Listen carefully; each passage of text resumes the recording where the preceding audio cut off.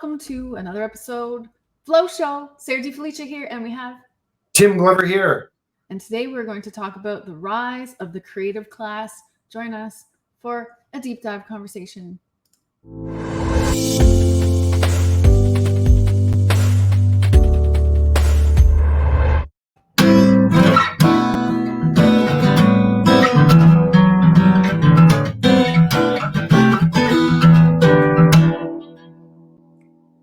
Oh yeah, baby. I just picked up on the key that I didn't hear the key before for that.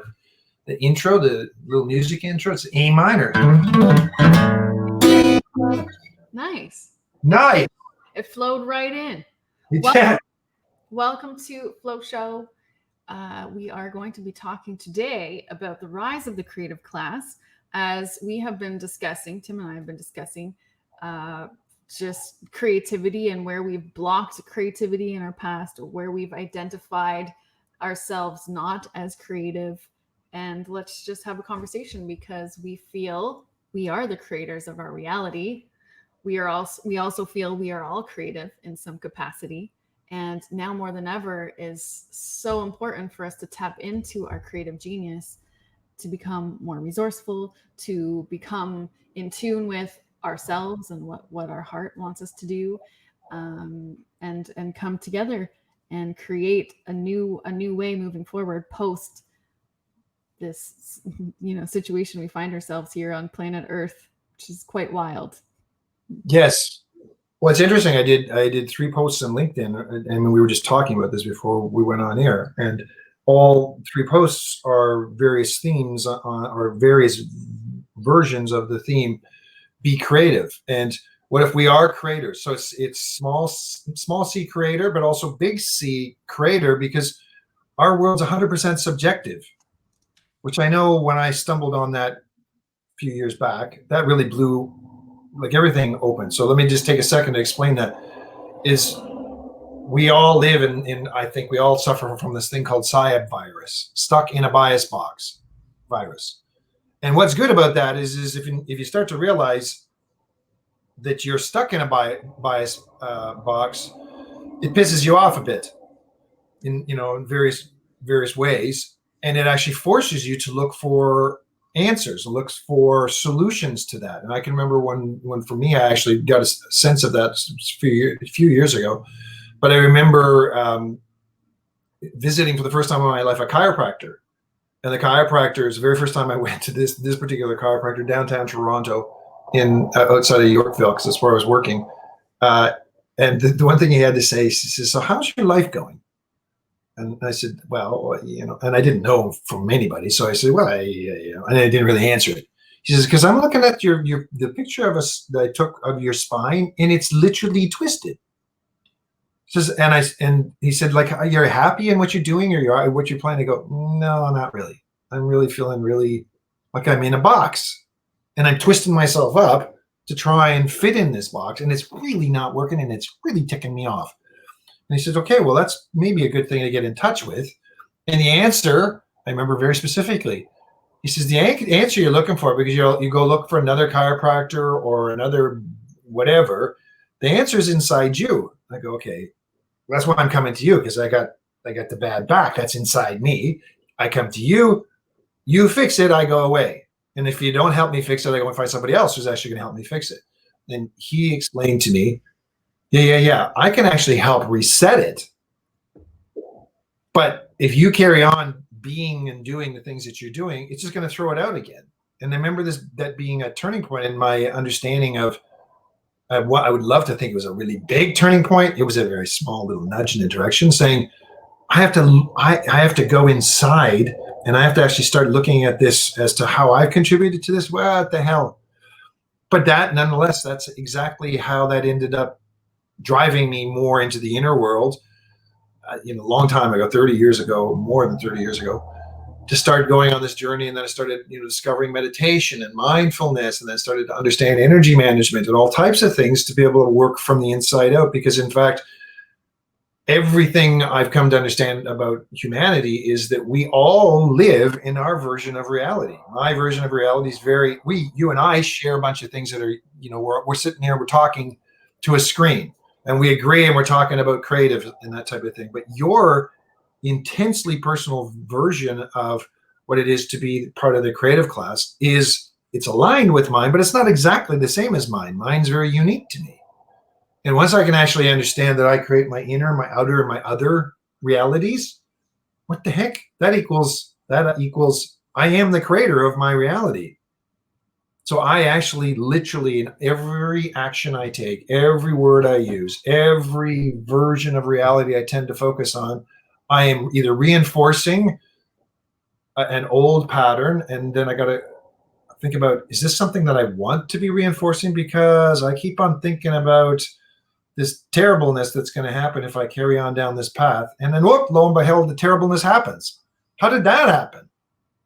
And I, end up realizing I create it. I mean, literally, we create everything. We create what we focus on. We create everything, which is so obvious once you actually are able to see that, and so freaking not obvious. What are you talking about creating everything? Did you create this computer? No, but I'm actually engaging with that part of it that I understand. I go and hit a button, think, and I actually get the screen on, think, and I do this. And that's as much as I need to know about what it is I've created. So I have a communication vehicle with Sarah and the world through social media. So yeah, I'm creating my perception of what it is I perceive as reality. I am a creative. I am first and foremost a creative. What? So I really believe we're actually part of a huge evolution and revolution that's going on. And I think the pandemic and I think there's going to be rolling challenges like that. So there's going to be other crises, and the whole point of crisis is to get us to look inside and go, hey, is your world working the way you want it to work? Because you're the one who's creating your world. You're creating your version of reality. And the creative in business in particular, it's the creative class. So the creative class are those who actually are copywriters, those who actually create legal documents, those who create new orientations to business. Like whatever you're creating, it's creative. It doesn't have to be just a painting or writing a song. You were talking about a book you were reading, The Surrender Experience, Michael Singer. And Yes. he gave a really, I thought it was a nice little, tight little idea around everything that we actually say, or as it comes in, if it's a business plan, if it's a new idea for marketing, or if it's a new post or a blog, that's creative. It's creative, creative, creative. Everything we engage is creative. I'm going to get up, walk downstairs. I have to create some momentum to get downstairs to go and get some more coffee. Everything I'm engaged with, first and foremost, is creative. But in the business world, we've segregated the creatives from the rest of the world. And these are the folks that actually sit in agencies, and these are the folks that actually go and draw nice pictures, or they do wonderful media buys and or all kinds of things. And they're the creative. There's a creative industry, but we are all creative. I'm gonna keep going here, Sarah. I tell you, I see some kind of nod, because Sarah and I have this. Sarah picks up when her eyebrows go like this a little bit, and that's when she's actually maybe not just making that up. Yes, my preference of communication is without words, actually. And Which makes for interesting. it doesn't it? But I mean, that speaks to our creative abilities, Yeah. that we actually can communicate beyond our words. But I want to jump back to, there's so many layers of Yeah. awareness to come to, like this understanding of you are the creator of your reality. There's a lot of responsibility associated with that. But more than that, just reading Michael Singer's book right now, which is great, and it's been out for a while. But he talks about when he had his first kind of awakening and awareness that there was something behind his thoughts, that he was able to. He shares the story. It was just a very subtle thing, but changed the rest of his life. Where he was sitting with a friend and really preferred not to be there with his friend. There was this awkward silence, and his thoughts started to go into what could I say to make this awkward silence go away. And then he said, well, wait a second, who's the one who feels awkward, who feels like I need to come up with other words or thoughts to say when it's authentically not what I really want? So he had that separation gap to realize, oh, there's someone banging on in my head, as he calls in the Untethered Soul, the roommate. There's just these thoughts going around and around and around and around, and if we don't have awareness that we are thinking, or what we even are thinking, we're unconsciously creating our reality with these thoughts that just bang on. And as you said, most of them are in this box, the Saya box, our unconscious bias box of what we're told about reality is. And then on top of that, we all have different fears and anxieties. And so they're just looping and looping and looping. And if we're not aware and conscious of what's looping, we're creating that. And so that's the first bit, is to realize that we are the creators, and there's thoughts or feelings going on inside of ourselves that are continually broadcasting like energetic waves that will then ripple into and create our outward reality. And so what we're seeing right now with the pandemic is there's a lot of people with mental health issues is on the rise, because we haven't really been educated about this concept. Yeah.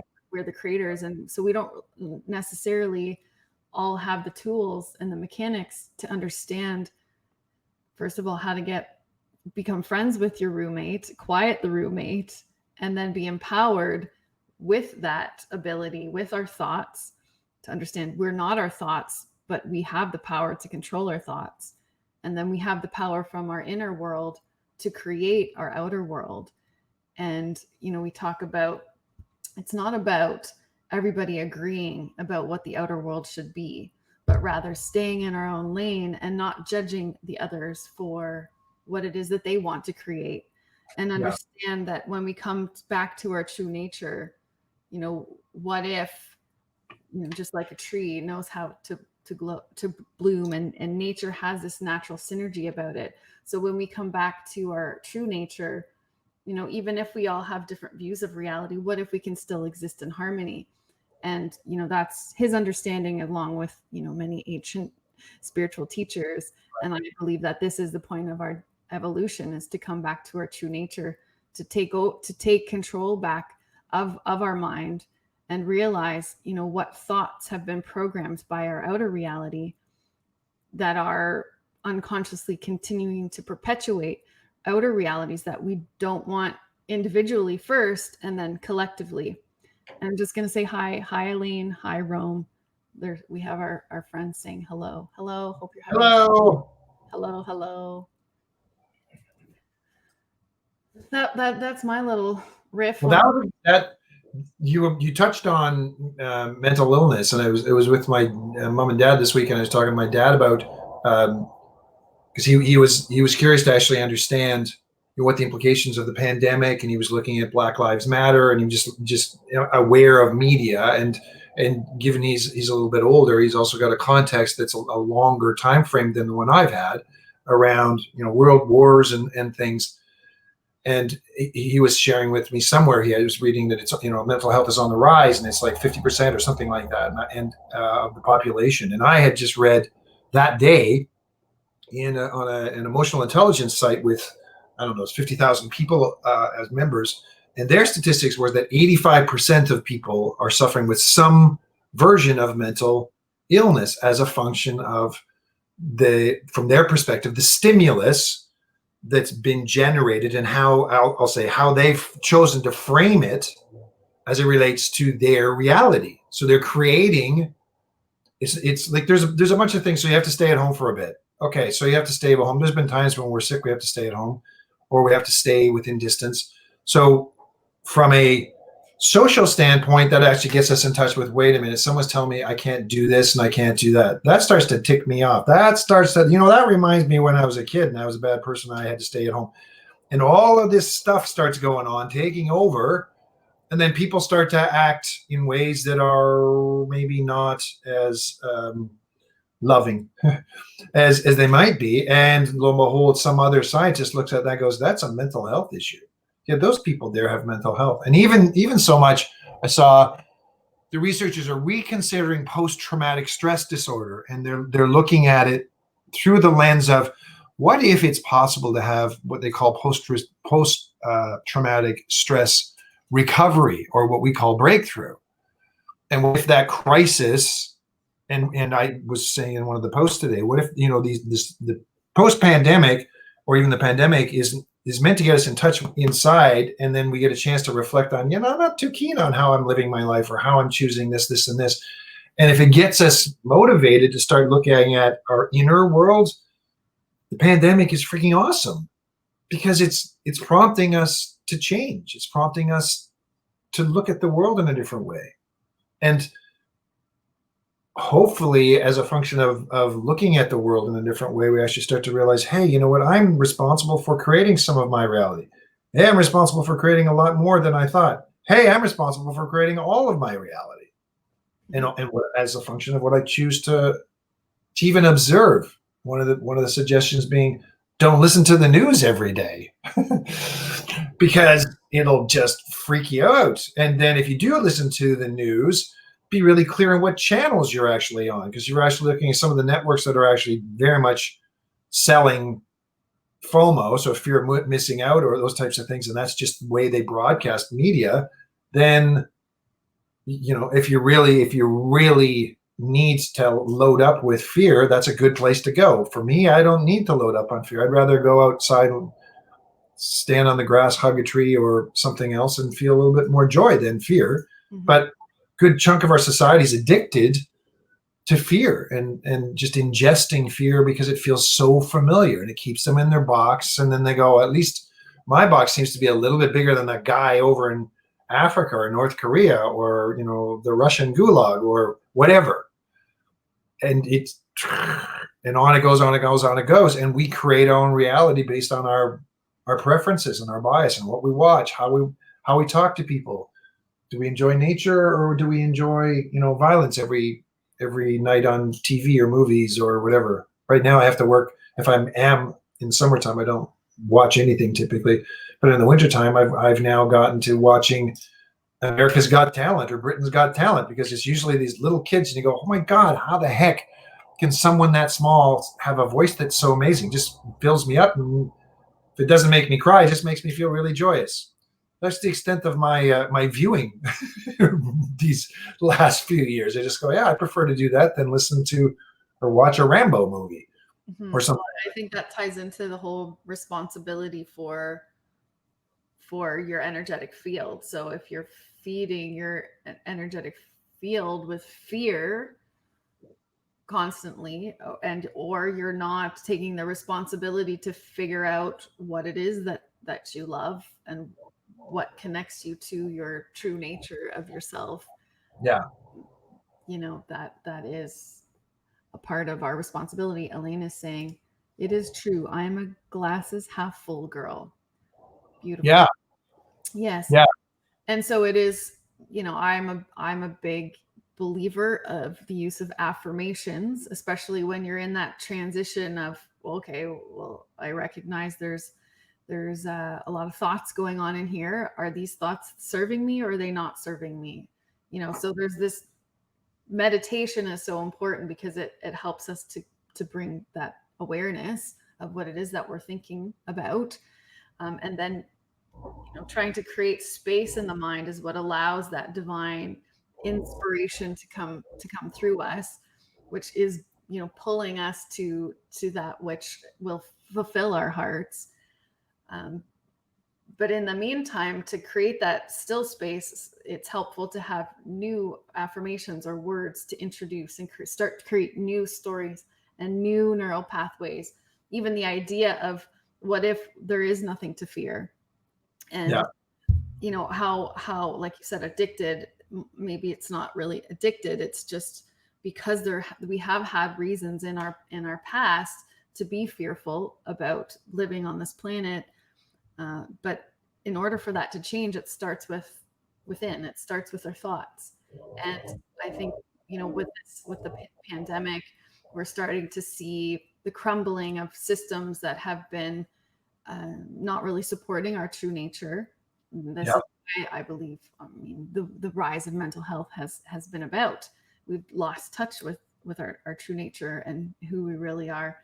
And so now we're seeing the rise of creative leadership. We're seeing the rise of creativity and people who've given and dedicated the time to dedicated their life to this, the importance of coming to their true nature. And so I believe we're going to see the rise of the creative class being the importance that we as a society give to those who are leading by example and truly doing what they love. And how that, as Michael Singer being a great example, surrender experiment is ultimately surrendering to flow. This idea that we don't have control over that reality that we once maybe believed. We're programmed to believe that it was this, straight line, and if we think we can control what the outcome is, but rather it's about understanding. It's about our vibration, our frequency, and what are we doing, with our thoughts. Are we a half full, glass full kind of girl, as Elaine says? Are we being positive, as Rome says? And what are we creating? What are we creating moving forward? And what if we can come together and understand that we don't have to fear that actually is an illusion moving forward. I mean, there's a lot to fear right now. There is, if we look to what the mainstream is feeding us. But if we look to the creatives, we can see that there's a force that's actually pulling you to your true nature if we're really able to listen. So I'm going to ask a question of you, and I've known you for over a year now, so I know what the answer is, but I think it's actually really worthwhile exploring. Given that you and I believe, and there's a whole pile of other people believe that we are creators of our own reality, what kind of mechanics and what kind of routines are necessary to be able to go and help us get in touch with that? Because you use the word affirmation. So what does affirmation mean? Or you also use the word spiritual practice. What are those things to you mean? And I'll chime in as well. But I think that those are really important to be able to go and just lay out to give some sense of, okay. Mm-hmm. Yeah, for me, in our society, we've lost the importance of the spiritual nature and of energy, as we say. We've been using on this network hashtag the energy age, and placing the importance in that everything starts in the metaphysical, in the unseen, spiritual, whatever word or label you want to call it. It starts there before it is manifested into the material. Yeah. And that speaks to the whole, it's the inside. What is in this inside of my physical body? It's not the inside of like this bones and stuff. Yeah. Bones and stuff. It's what if our soul, what if our spirit actually resides in this physical being? And so an affirmation for me is placing importance, or like a prayer. It's putting honor to this unseen world, this energetic world. And it's saying, hey, this, and then this is more of the feminine quality, this unseen, spiritual, our soul, you begin to have a loss for language at that level. Right. But it's placing the importance in the energetics, and then understanding that flow happens from that place and is manifested into the physical reality. But because of our society, we've placed importance on the physical reality first. We've lost touch with the energetic world. We've lost touch with the importance of intention or affirmation or prayer. So I love it. So if I were to take that and riff with it, if we actually identify ourselves as just being physical, then the physical becomes the priority. So when I get a greener shirt, I will feel more happy. So I'm going to go out and I'm going to acquire a greener shirt, so that because I identify green as, somebody who's happy and I want to be happy. So I'll go and I'll buy a greener shirt, or I'll actually buy a new car that's fancier, or a house that's bigger, because that will, once I get that figured out, or I have enough money for retirement, that's when I'm actually going to be happy. So that's putting the physical first. Mm-hmm. And in the way I understand creation and how we create, the physical is the very last thing that actually gets created. So that's the information component. If we just simplify it, there's information plus energy. The energy component, it's either a dense energy, vibrating at a dense frequency, or it's a high frequency. The dense energy tends to actually be associated with things that we're fearful of. The high, the more positive and loving and trusting. So if I actually have affirmations, or I have intentions at the beginning of the day, the middle of the day, and the end of the day, we'll call them affirmations, or it used to be called prayer, or a meditation, or mindfulness, or an energy technique like qigong, or yeah, there's all kinds of techniques, shiatsu therapy, like there's all kinds of things. If I have a regular standing routine that, before I go to bed, or while I'm making food, or as I'm getting up in the morning, of doing a routine that gets me in touch with my inner reality, that actually starts with energy, that's how I actually become a much better creator. And I watch, as I've had the opportunity to watch other people, your practice and how you go about it, Sarah, for me has always been so impressive. Like I was in liken or envision it as you set the slate clean every morning, and you do process at night as well, and before you go to bed. But before, in the morning, boof, it's like, okay, well, let's actually scrub this whole thing clear, and let's get really, really clear on what it is I intend for the day and how I do that. And you are a yogi or yogini, or what's it called? It was the female form of it, yes. Okay, yogini. Yogi. So you're really good with energy and the ancient practice of a version of yoga that you studied and mastered over the years, which then puts you in touch with very much a strong orientation from the inside out, which then allows you to be, I've observed, allows you to actually take the time to respond to situations from an energetic standpoint, even more so than information. So yeah, this feels right. This doesn't feel right. This feels like we should do this. I should do this. We should do that. And that's how we actually get to this notion of flow. But it has to start with the idea that I have some input on creating that first half hour as soon as I wake up, and then the next hour, and then at least participating in creating it, and then the hour after that, and the hour after that, and I start to get habitual practices, and that I do over and over again. That actually helps me stay in that moment, and then the moment expands to a perpetual moment. And it's staying in the moment with I've been using the term frequent frequency, because Yes. we create from the frequency from which we sit in or exude. So if we're, for me, spiritual practice is important because I would like to create a reality that is peace and joy.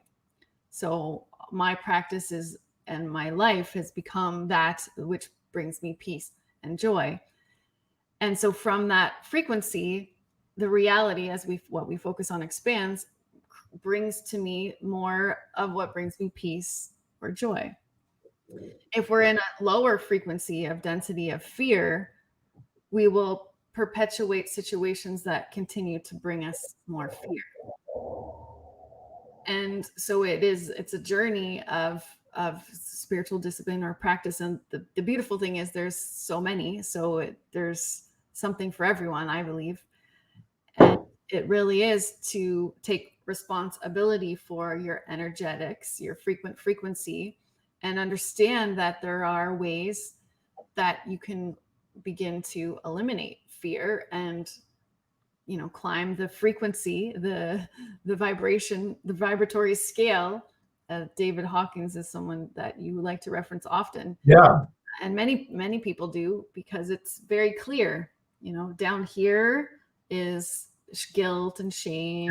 And that actually feels really crappy, and you stick and like attract like, so you attract more crap down there. Yes. And so part of meditation or mindfulness is just to bring our awareness to what are these stories, what must I be believing about myself that is keeping me in these feelings of fear and shame and doubt. And just simply bringing the awareness to what it is that you're believing about yourself, which is most likely untrue, because we are not our thoughts. We are not our thoughts. We can clear it simply by bringing our awareness to it. And then for me, affirmations and prayer have become so important. One of the first affirmations, and I can't remember where I've heard it before, but I have been repeating this every single day of my life for the last probably 20 years. I am whole, perfect, strong, powerful, loving, harmonious, and happy. And so if I can, and at the time I didn't always believe that about myself, but I was beginning the process of rewriting all the ways I didn't feel enough, or I didn't feel powerful. And so then we bring situations into our life that show us this is what you're believing about yourself. Yeah. Let this go, or do you want to keep this in? And this is really the only control we have, is our response to our unfolding reality. And I'm loving reading Michael Singer's book right now because he speaks very similar language, and Yeah. he's been 40 years of doing this, and he's a yogi himself and meditates and just sharing beautifully the synchronicities that unfold in his life, because he's surrendered to, he's not in control. Right. The only control he has is his response, is his frequency. Yeah. And Yeah. he dedicated his life to sitting in that peaceful state. Where it's possible, I mean, having, and I'll just add to that, it's possible to get to a point in practice where you're in that state 24/7. Mm-hmm. So I believe that things like meditation allow us to tap into a higher frequency. It is a way that we can connect to the subconscious. Exactly. Mm-hmm. And then hanging in that high frequency is so critical, mm-hmm. because like attracts like. That's right. Yeah, happy is as happy does. Exactly. That's right. Yeah, Forrest Gump. We begin to change our outer reality simply by being in that state. Yeah. And this is the power of things like the Maharishi effect, where monks come and just meditate with the vibration of peace, and they actually change the crime rate of the city. Yeah. And yes, the rise of creative class is bringing the importance to those that are, putting themselves in this happy state and leading by example, and not just by doing what they love, but by being. They're shifting the frequency of this planet right now. And the mainstream news is showing just all of the ways that people feel separate from one another and are in judgment of one another, and all the ways that we need to be fearful to leave our homes and to go out into the world. But there's a lot of other beings, such as Rome and Elaine and other people who watch these shows, that are really doing what they love, and understanding that mainstream media doesn't have to have power over what their reality looks like.